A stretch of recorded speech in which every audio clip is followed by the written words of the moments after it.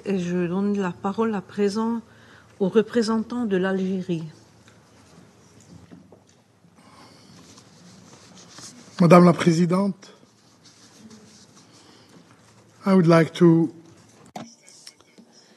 Je tiens à remercier la Suisse d'avoir convoqué ce débat public ô combien important.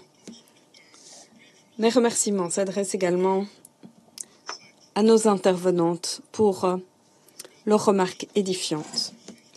Alors que nous approchons du 25e anniversaire de la résolution 1325 du Conseil de sécurité, qui met en exergue le rôle primordial que jouent les femmes dans la prévention, la gestion et le règlement des conflits, nous devons relever les défis actuels en matière de femmes, de paix et de sécurité. Notre monde en pleine mutation, caractérisé par les conflits armés, les catastrophes climatiques et les nouvelles technologies, complique nos efforts.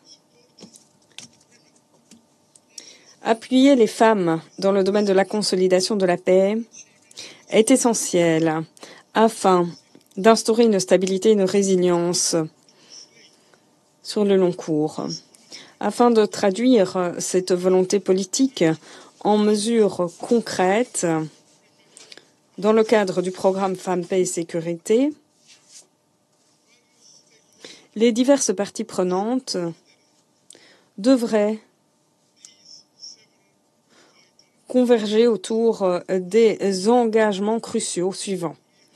Premièrement, renforcer la reddition de comptes et les sanctions contre les acteurs qui bafouent le droit international humanitaire et les droits des femmes dans les zones de conflit. Deuxièmement,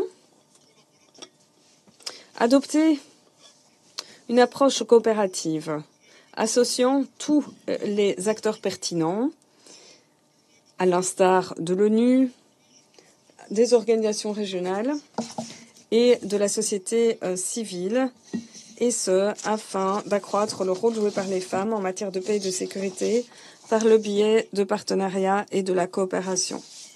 Troisièmement, promouvoir des politiques d'égalité des sexes et élaborer des programmes nationaux globaux permettant d'autonomiser et de protéger les femmes, en particulier à l'ère numérique et au cours des conflits armés.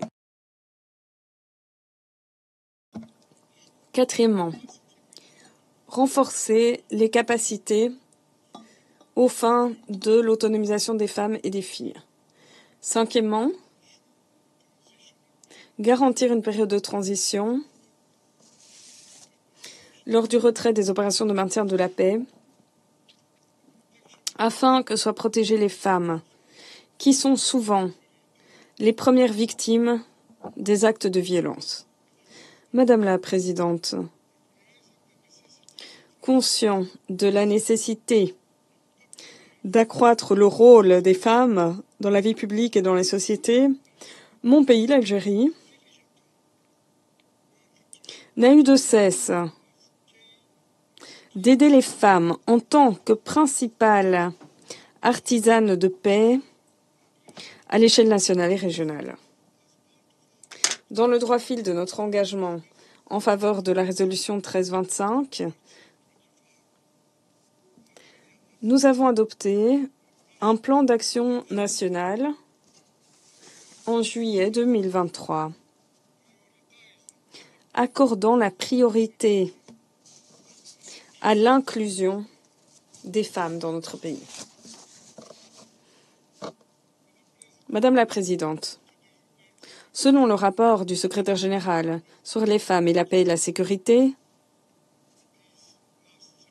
paru en septembre 2024, l'ONU a enregistré une hausse exponentielle du nombre de femmes tuées et du nombre de femmes et de filles ayant subi des violences sexuelles. La communauté internationale doit agir rapidement afin de protéger les femmes et les enfants touchés par les conflits armés. Je ne saurais conclure sans redire qu'à Gaza, oui, à Gaza, l'agression israélienne a infligé des souffrances particulièrement cruelles aux femmes, ce qui s'est accompagné de violations criantes de leurs droits en tant que femmes, de leurs droits en tant qu'êtres humains. Parmi les 42 000 Palestiniens ayant péri à Gaza,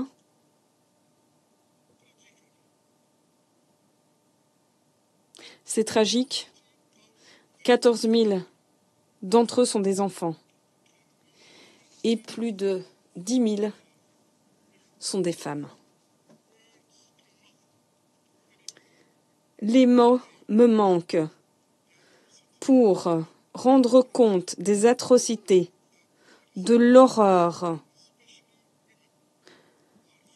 quotidien des Palestiniens et en particulier des femmes.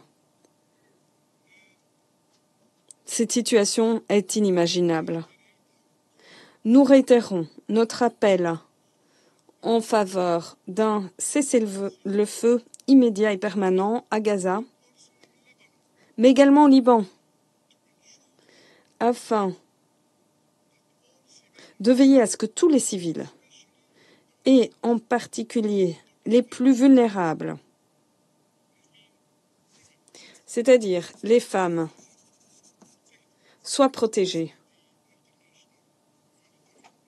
par le droit international humanitaire. Merci.